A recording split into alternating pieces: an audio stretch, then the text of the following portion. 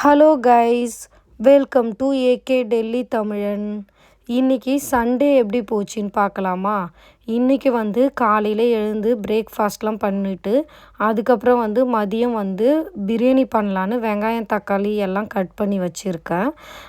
Chicken wash பண்ணி clean பண்ணி வச்சாச்சு. கொஞ்சமாக ஃப்ரை பண்ணலான்னு சொல்லிட்டு மசாலாலாம் போட்டு ரெடி பண்ணி வச்சாச்சு.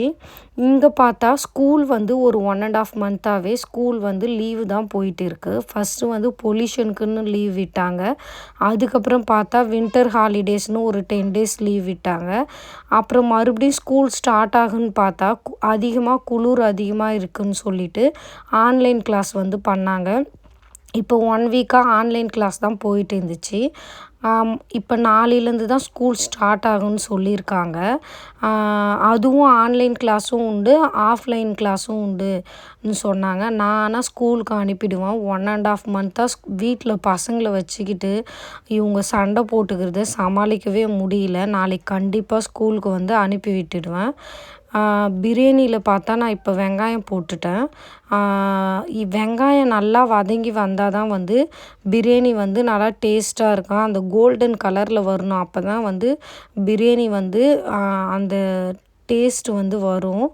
இப்போ பார்த்தா நான் ஊரில் செய்கிற மாதிரி தான் இது பிரியாணி செய்கிறேன்.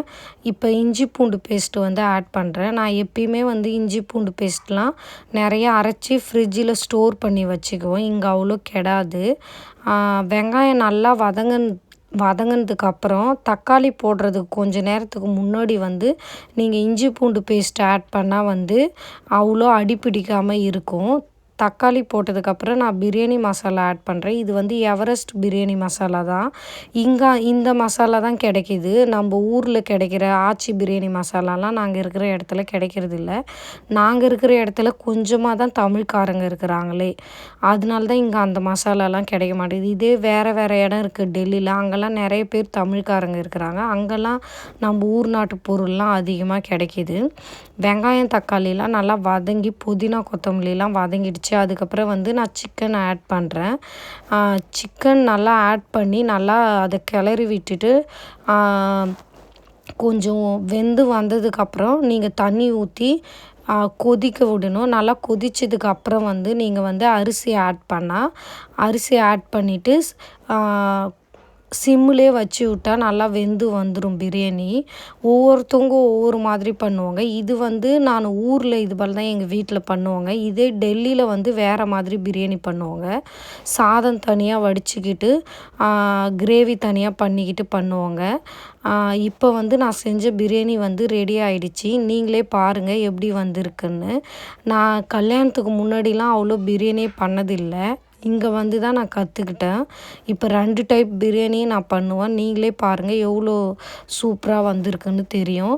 இதுவே என் பசங்க ரொம்ப பசி எடுக்குதுன்னு சொன்னானுங்களா, லேட் ஆகிடுச்சின்னு சொன்னதால் தம் போட்டு உடனே எடுத்துட்டேன். பாஸ்மதி அரிசிக்கும் அதுக்கும் பிரியாணி நல்லா டேஸ்ட்டாக இருக்கும். அதுக்கப்புறம் நான் சிக்கன் ஃப்ரை பண்ணிட்டேன். பிரியாணி கூட தொட்டுக்கிறதுக்காக முட்டை, அதுக்கப்புறம் நான் ஆனியன் ராய்த்தாவும் பண்ணி வச்சுட்டேன். என் பசங்க இந்த வெங்காய பச்சடின்னு சொல்லுவாங்க நம்ம ஊரில். அது இருந்தால் தான் அவனுங்க சாப்பிடுவாங்க. அதனால அதெல்லாம் ரெடி பண்ணி வச்சாச்சு. பசிக்குதுன்னு சொன்னாங்களா, என் பெரிய பையனுக்கு சாப்பாடு போட்டு கொடுத்தாச்சு. என் சின்ன பையன் விளாட போயிட்டான். அவன் வந்தால் தான் கொடுக்கணும். இந்த வீடியோ உங்களுக்கு பிடிச்சிருந்தா லைக் பண்ணுங்கள், சப்ஸ்கிரைப் பண்ணுங்கள், ஷேர் பண்ணுங்கள். நான் புதுசாக தான் யூடியூப் சேனல் ஓப்பன் பண்ணியிருக்கேன். இந்த டே எங்களுக்கு இப்படி தான் போச்சு. உங்களுக்கு எப்படி போச்சுன்னு நீங்கள் கமெண்டில் கமெண்ட் பண்ணுங்கள். நீங்கள் என்னென்னலாம் சமைச்சிங்க அப்படின்னு சொல்லிவிட்டு எங்களுக்கு ஷேர் பண்ணுங்கள். இதுதான் இந்த வீடியோ. Thank you all.